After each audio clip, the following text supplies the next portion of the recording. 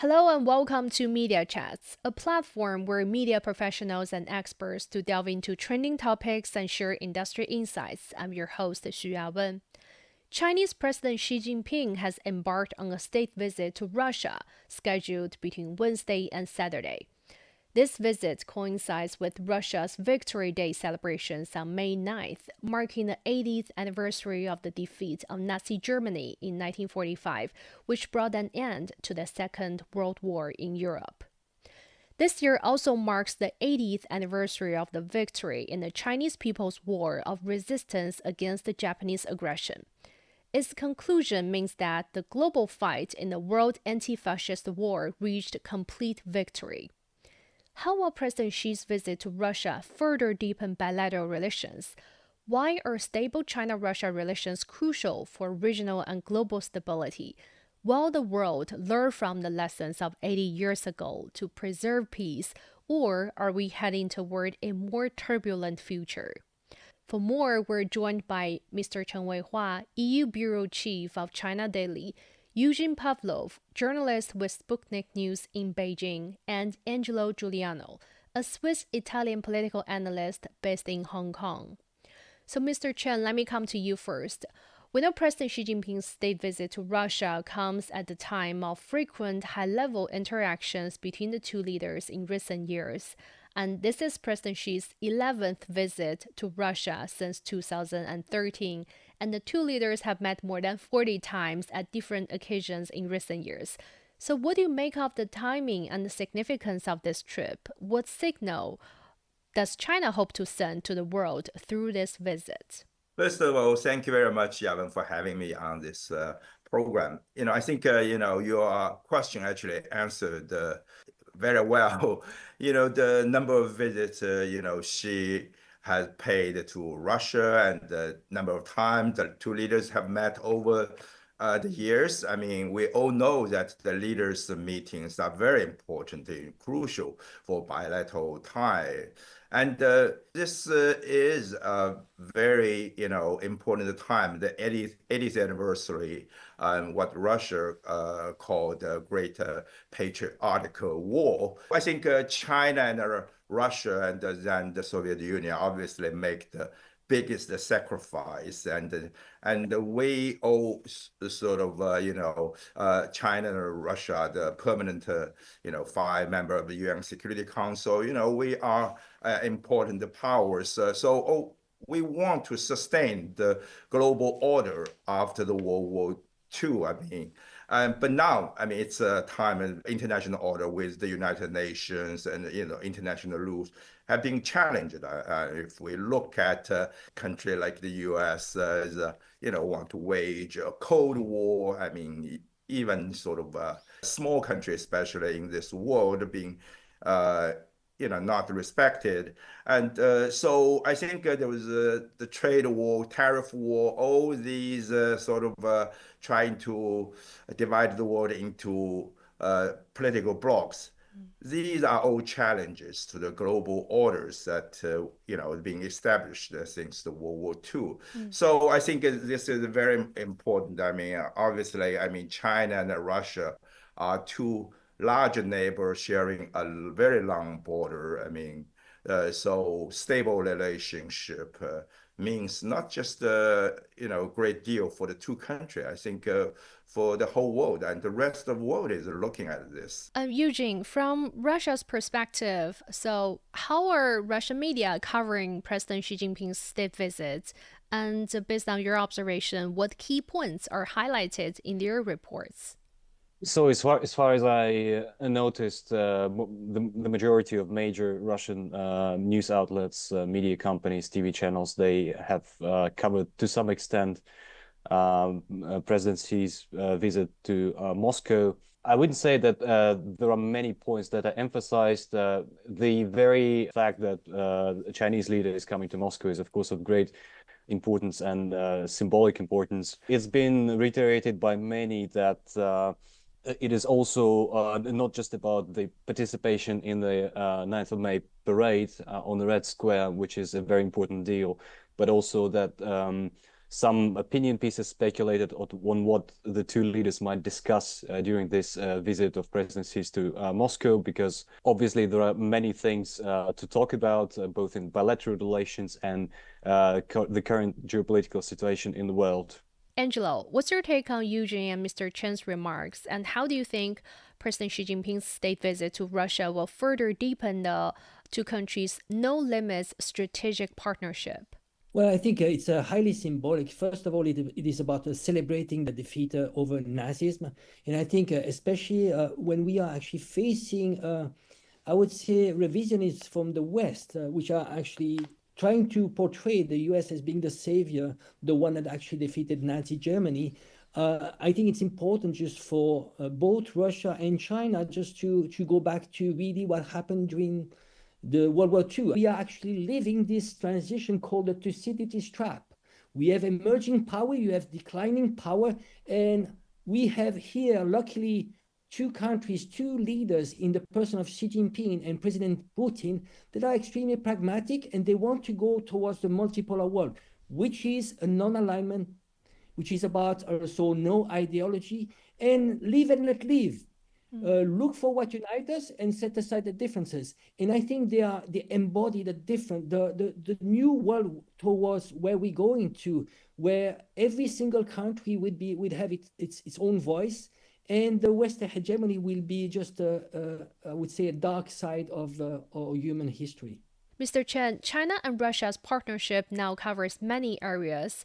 For instance, in trade and economic ties, their bilateral trade reached a record high of nearly $250 billion last year, marking an increase of 2%. In the meantime, China has been Russia's largest trading partner for 13 consecutive years, and Russia remains the major energy supplier to China. More than 95% of their trade is now settled in local currencies. So how do you assess the two countries' economic cooperation after, hearing those numbers, and what new areas of growth are likely to emerge? Well, it's amazing. I mean, the numbers, because I always remember years ago, the leaders talk about how to boost the bilateral trade to like a 20 billion. I mean, I remember 2002, it's only like 12 billion. I mean, the numbers you just said, it's approaching 250 billion. It's has grown by leaps and bounds. Obviously, I mean, China and Russia, I mean, the two large countries have great potential. I think it's not fully tapped, I still believe.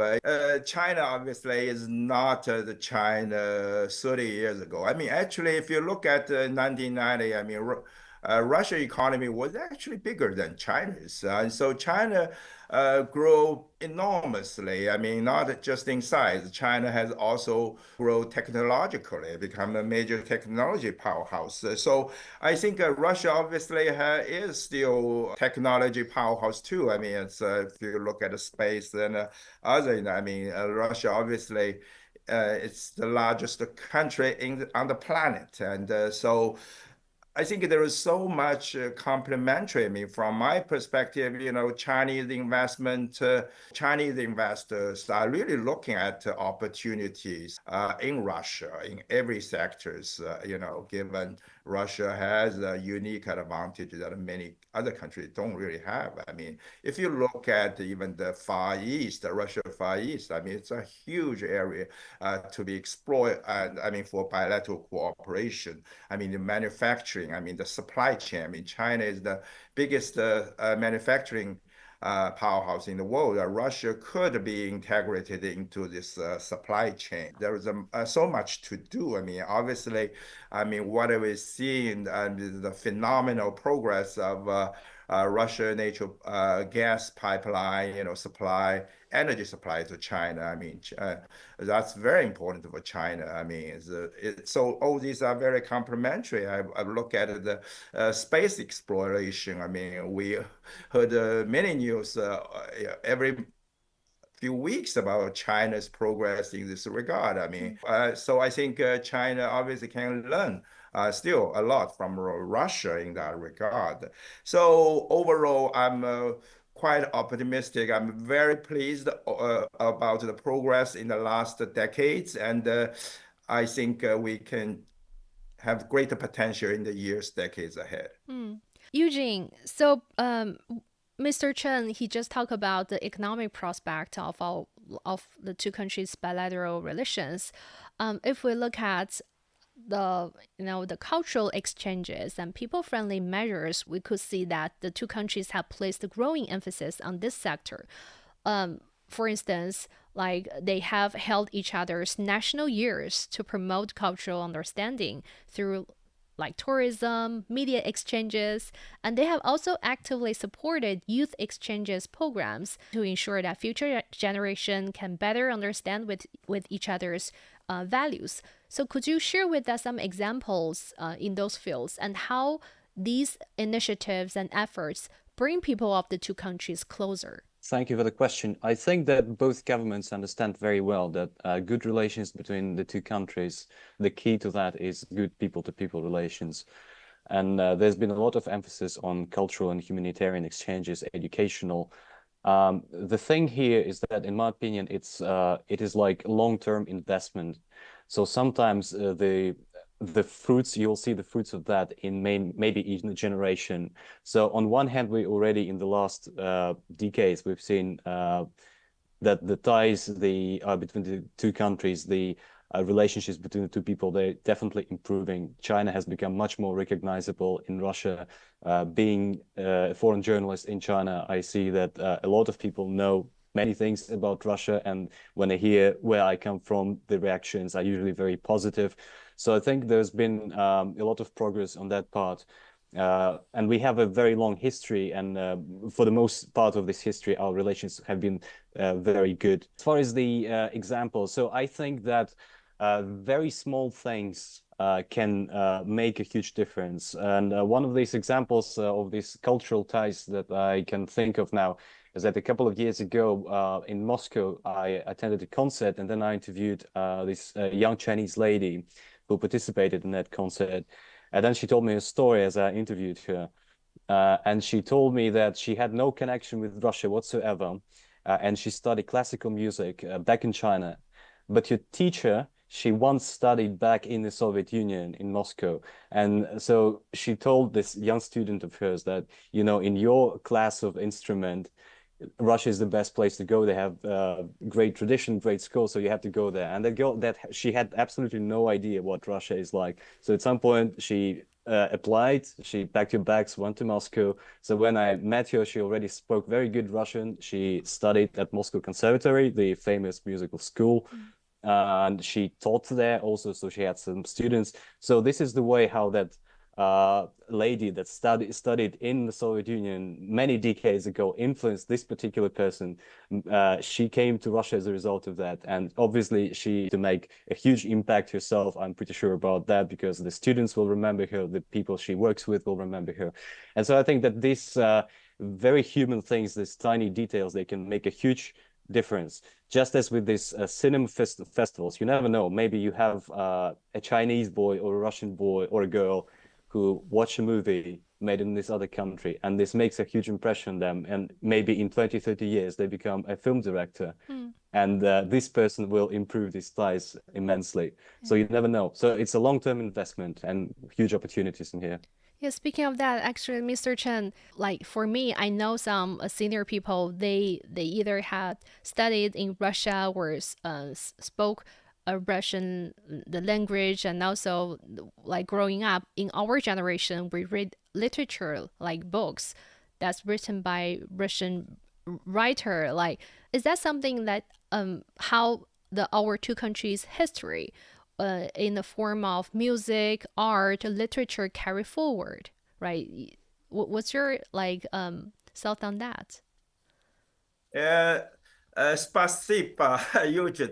I mean, obviously, it's very interesting. You know, you mentioned that actually people my age, you know, when I was in junior high school, you know, Actually, there was a class. I mean, our sister class, all studying Russians. That's why I learned a little bit. Actually, one of my best friends there later went to Moscow to study mathematics. I think for like 15 years. He is now back at East China Normal University in Shanghai as a professor. Very good one. So I mean, we all know, I mean, from studying science in school, I mean, there was so many Russian scientists. I mean, if you look, study chemistry, others. So I think people obviously respect a great deal of Russian. You talk about the ballet, you talk about the music, art, science. So I think this is a border, which had a huge impact on human progress. So we should be thankful for those Russian civilization, Chinese civilization, Indian civilization, European civilization. We should respect each other. What I want to mention, very important, I think that's China. I mean, since I'm here in Europe, I think China could play a very important role actually in bridging. I mean, in today's very complicated geopolitics, helping bridging the gap between Russia and Europe, which I think they should become good neighbors. I mean, like China and Russia, I think good neighbors is essential. I mean, it's very important to everyone, not just China, Russia. Angelo, so the key principle, if we look at China-Russia bilateral ties, the key principle of the two countries is mutually beneficial, non-alliance, non-confrontation, and does not target any third party. So how do you view the trend of this everlasting friendship between China and Russia? And also, what positive effect does it have in terms of major power relations around the world? Well, it's just the fact that it's a completely new, different approach. It is about the carrot strategy as opposed to the stick strategy. When you look at how Trump is treating even its allies, it is about the stick. It's about threatening. Now here, what Russia and China are doing, it's a strategy of engagement. Let's see what we can do together. What are our common points? Where can we grow together?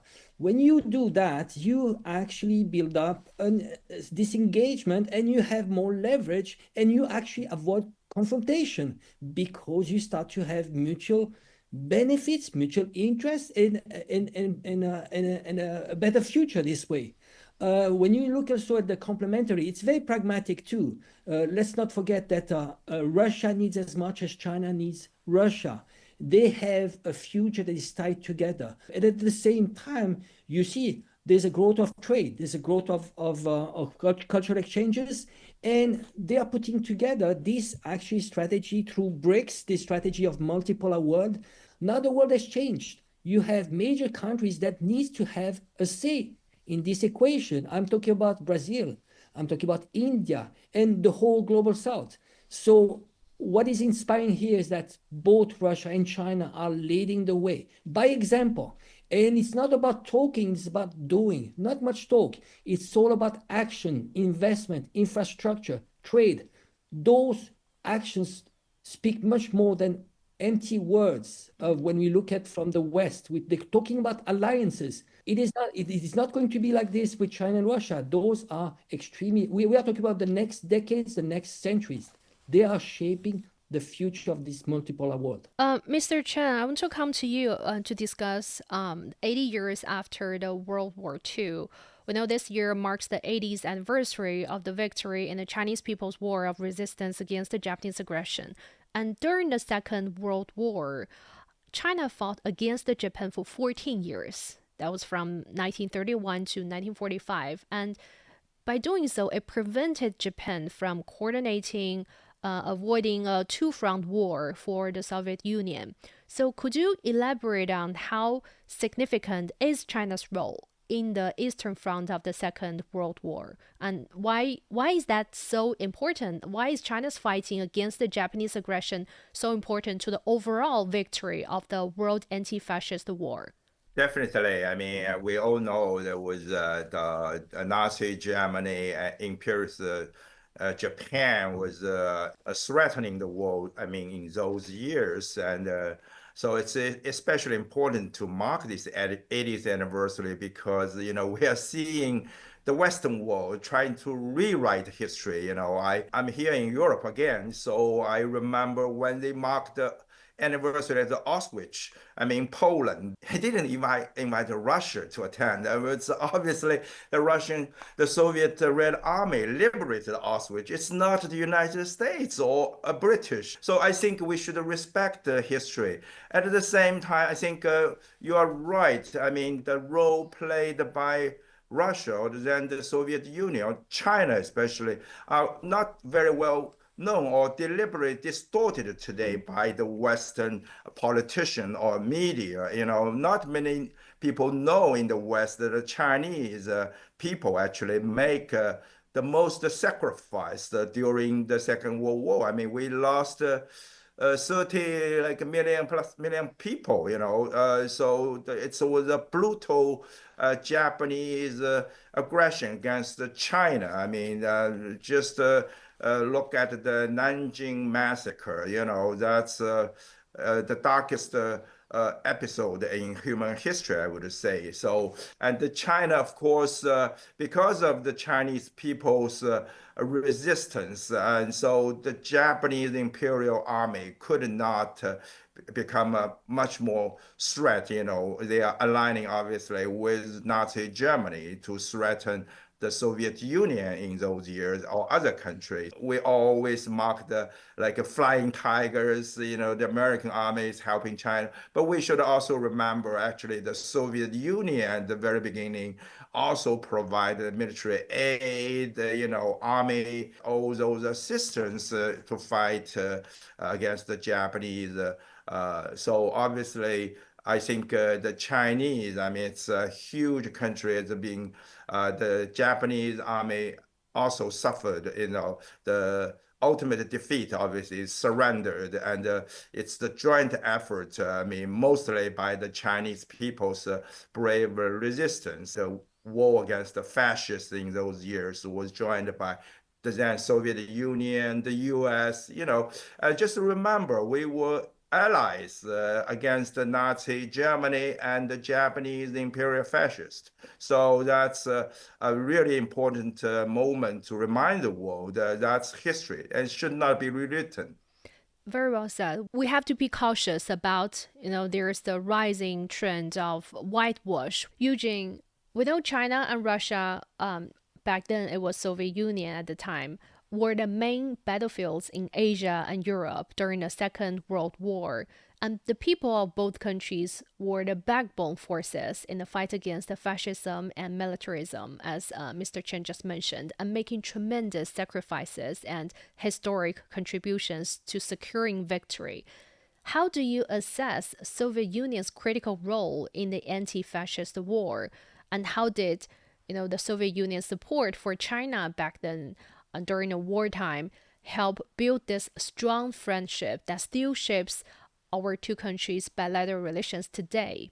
Thank you for the question. So first, on the first part of your question, obviously the Soviet Union carried the brunt of the fighting in Europe, and it's quite preposterous when Donald Trump is saying something like America was like this, basically the only country that had the victory for everybody. Obviously, it's not true. What the Soviet Union faced was essentially a united Europe effort at that moment, because it was not just the Nazi Germany, it was the industries of basically the whole continent. It was many, tens of thousands, hundreds of thousands of recruits from different countries. So again, apart from Germany, Hungary, Romania, Finland was an ally, Bulgaria even, that was once liberated by the Russians from the Ottoman Empire, but they took the side of the Nazis in that part. Obviously, Italy, Spain sent a lot of volunteers. So it was a huge conflict involving many European countries, not just Germany versus the Soviet Union. And the Germans and their allies in Europe, they suffered about 80% of their total casualties on the Eastern Front fighting the Soviet Union. So that is about the contribution.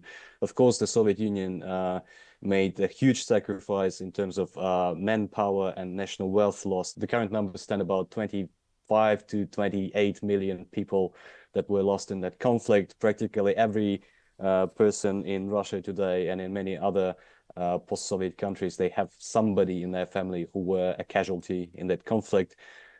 And also, as far as the second part of your question is concerned, obviously, the Soviet Union, it had its own conflicts with Japan in the 1930s. The fact that China was resisting Japan so boldly helped at some point in 1941 to the Soviet Union to send some reinforcements from the Russian Far East to the aid of Moscow, which was, of course, a very decisive moment.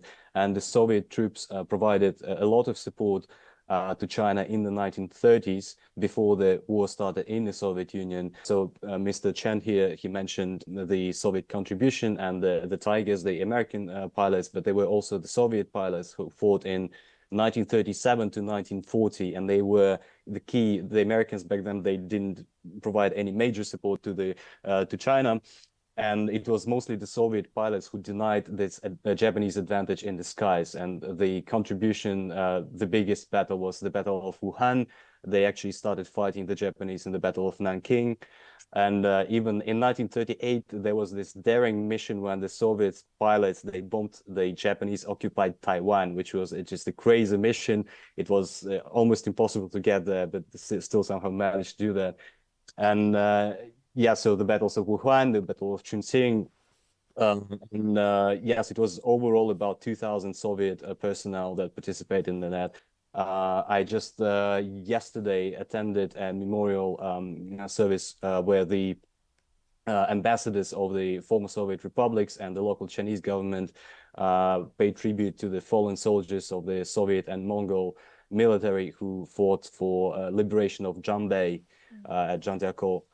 And it's very good to see how China cherishes this memory of the Soviet soldiers because, as Mr. Chen started, there is a lot of revisionism and history rewriting in the world.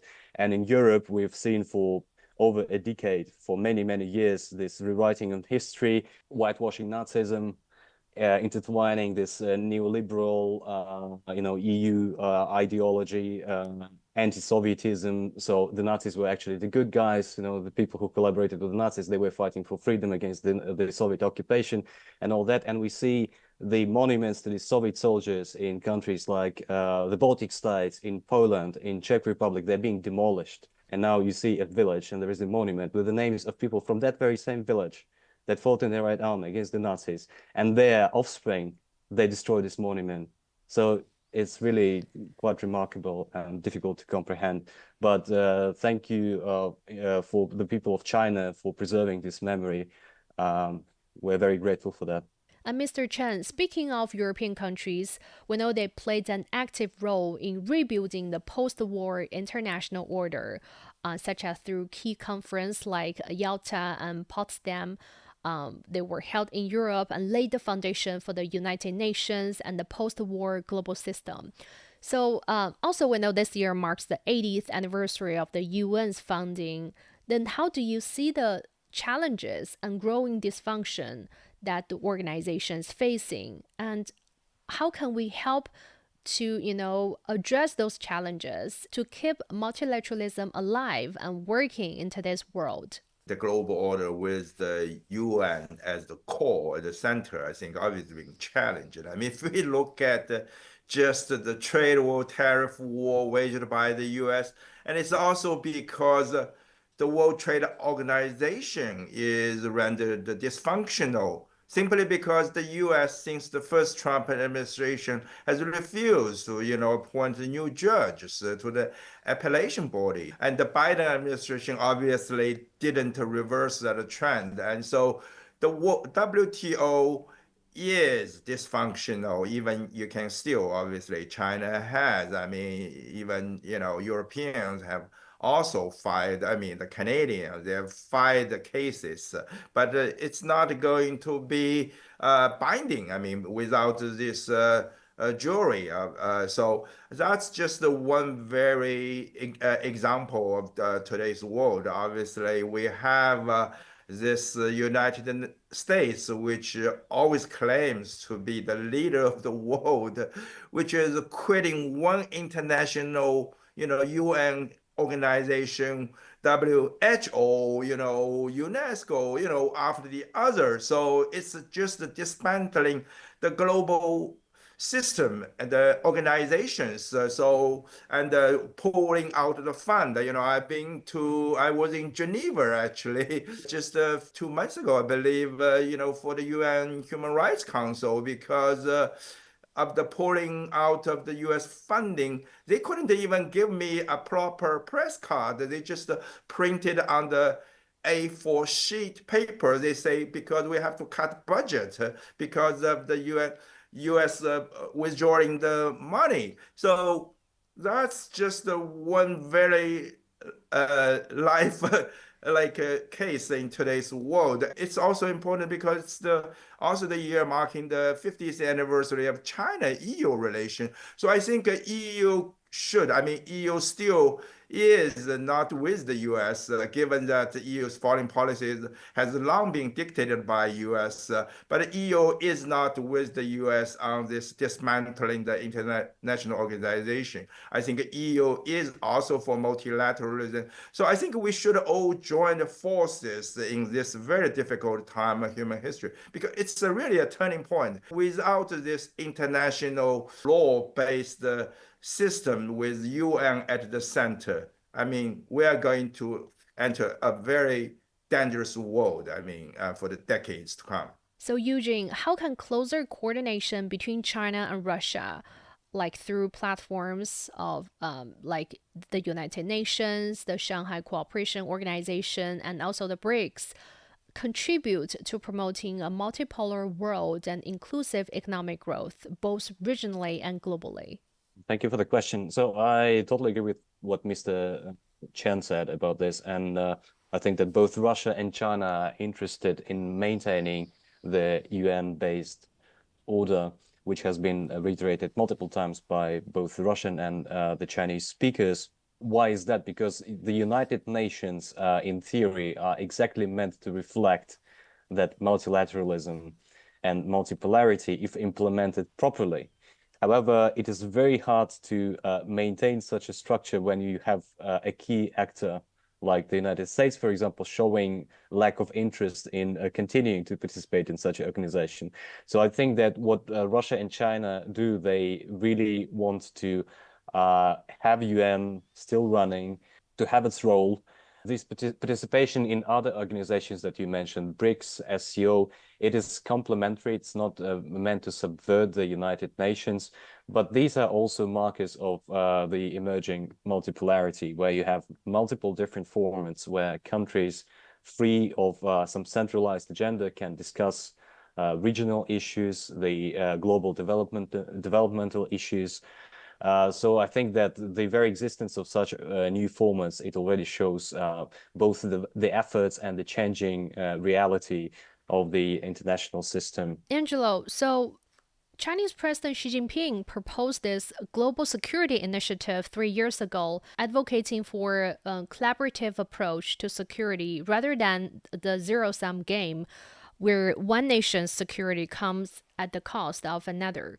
So how do you understand this initiative, and in what ways might they complement or strengthen existing international efforts to uphold, UN-centered multipolar world order? Well, as Eugene just said before, the problem is that the West, I would call it the collective West, because you have the US and you have a lot of vassal states in the EU, and I would say Japan, Australia, and South Korea are all also following the US agenda. Why is it so? Why do we have those structures? It's very simple. First of all, I would say that there's a decredibilization of those international agencies because of the US, why they've been using them, and also their veto power. Their veto power has been it's been extremely abusive. When you look at all the decisions of the majority of UN countries against the genocide in Israel, well, it's a decriminalization. When you are talking about international order and you actually breach everything whenever it doesn't go into the direction you want it to go, So there's a decredibilization, and this is in the aspect of those international organizations. I'm talking about the IMF, the World Bank, the World Health Organization, because those institutions are completely controlled by a few, and they are extremely undemocratic.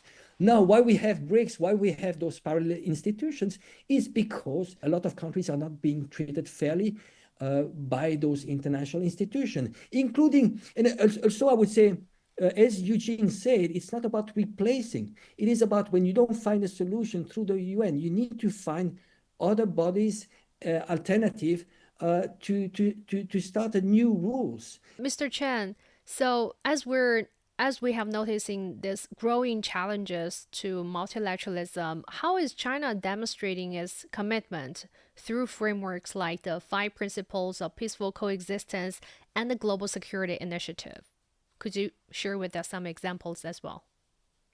Yeah, I think it's very important that you mentioned this 5 principles, which actually was first put forward in the 1950s. It was like 10 years, more than 10 years before I was born. So, but I think it's very relevant, even today. Especially, I would say, I mean, when you also mention this global security initiative, I think because China firmly believe, I mean, I think this principle has been now widely recognized, respected by the international community. I mean, especially in the global south, because China believes that a country is large and small, should be equal. I think China never attached. China, for example, had famous Belt Road Initiative. China never sort of impose conditions that would infringe others' sovereignty. China's foreign policy is based on these 5 principles, and China is well known for non-interference in others' domestic affairs. We're not again, it's like a G7, others like ganging up on against other, with this mindset of a zero-sum game. China firmly believes this win-win mindset. If you look at this trade war, tariff war, it's all zero-sum. It's a lose-lose game. No one wins. I mean, everyone's going to be worse off, period. And so China believes even you win bigger than it's still good. I mean, it's okay. But, it's a win-win game. Last, I want to just briefly mention, because China always believe, I mean, countries with differences. For example, China, the European. I mean, I just want to mention, because this is the 50th anniversary of China EU relation. I mean, we're not identical with Russia. I mean, we have agreements on many issues, but we're not agreeing 100% on everything.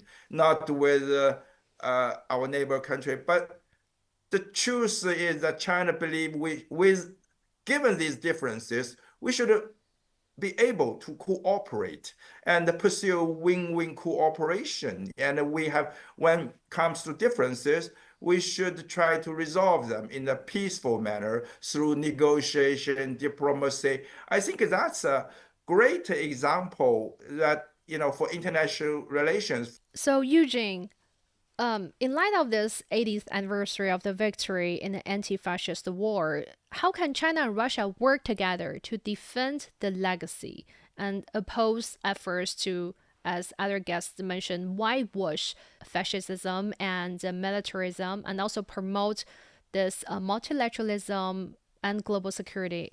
Well, honestly, there is very little you can do.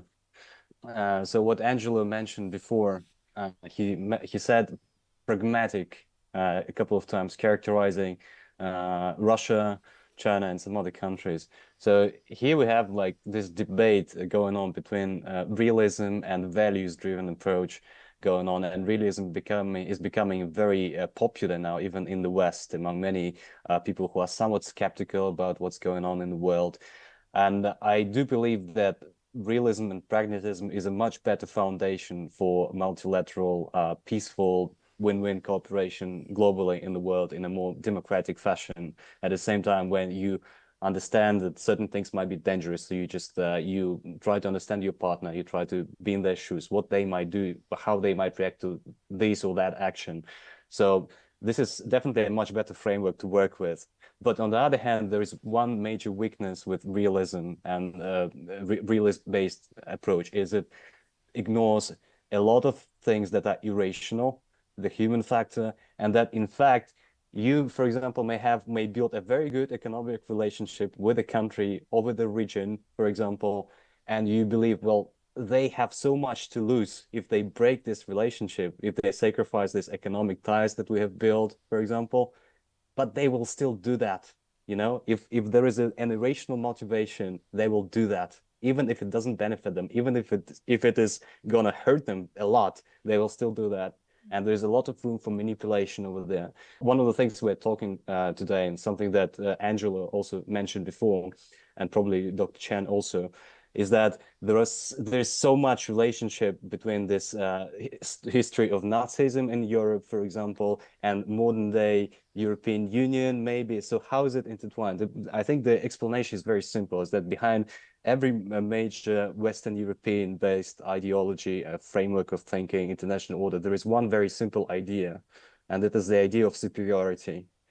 And it is actually a thing for every culture and every civilization on the planet in every part of history, but here it's been perfected, really. And so behind the Nazism or behind the liberalism, there is the same idea that we are the best. It might be based on your, I don't know, on how you look, or it may be based on what values we have, but it is very difficult to convince people that they should not consider themselves superior. So that they should not maybe revisit their history and return to greatness. So how do you do that? There is very little you can do when people are going to shoot themselves in the foot. But what you can do, I think, is that, and returning back to President Xi's visit to Moscow, is that you can hold to your own. You can maintain understanding. You can oppose rewriting history, at least within your own country. And why so many people have been paying attention to what leaders are coming to Moscow for May 9th is that these are the leaders that show to the world that they have a somewhat independent stance. Angelo, so in your view, what lessons can the international community learn from the experience of the Second World War to, better safeguard today's peace and stability? Well, it is hard to say, especially when you have this whitewashing, you have the rewriting of history. And also keep in mind that most people in the West, sadly, when you talk about average Joe, he will tell you, whatever he would tell you, is actually learned not from history books, but from Netflix and Hollywood. And there's also, as Eugene just mentioned before, there's an emotional factor there. People are extremely manipulated through emotions. And that's what Hollywood does. That's what those news media do 24 hours a day. And this is why when you look at the policies of Russia, both Russia and China, they have been relaxing the visa procedure just to visit their countries. And by doing so, you can imagine someone who's been brainwashed his whole life by Hollywood, all those billions of dollars spent by the US State Department into demonizing China. Well, those people, everything they know about China is all grim, it's all negative. Well, 24 hours for those people, the first 24 hours going to Shanghai, for example, they would land into Pudong Airport, extremely modern airport. They would take the train, the fast train, the fastest they've ever seen. They would arrive in Pudong and they would see a city bustling, extremely modern, people being happy. Then they spend the evening, in a busy street and just realizing that how similar we are. And the same I would say for Russia. There is a few people, YouTubers and personalities like Tucker Carlson. He went to Russia, to Moscow, and he went into a grocery store and he started comparing the prices. And he started realizing, oh, well, the metro here in Moscow is extremely clean, very modern. People are nice to me and so on. And this is a wow moment. It's a wow moment. And this is why somehow you have some elites in the West, they want to actually build those walls because those are inconvenient truths.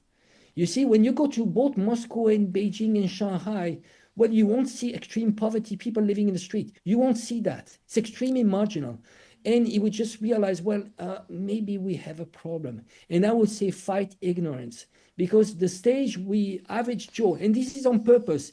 I'm not blaming average Joe in the West. This is this intense propaganda. But I would say most of people in the West are at the first stage, the lowest level of awareness, which is they don't know that they don't know. And I would say the first stage of wisdom is that when you realize you know that you don't know, and then you start actually being curious and you start being humble.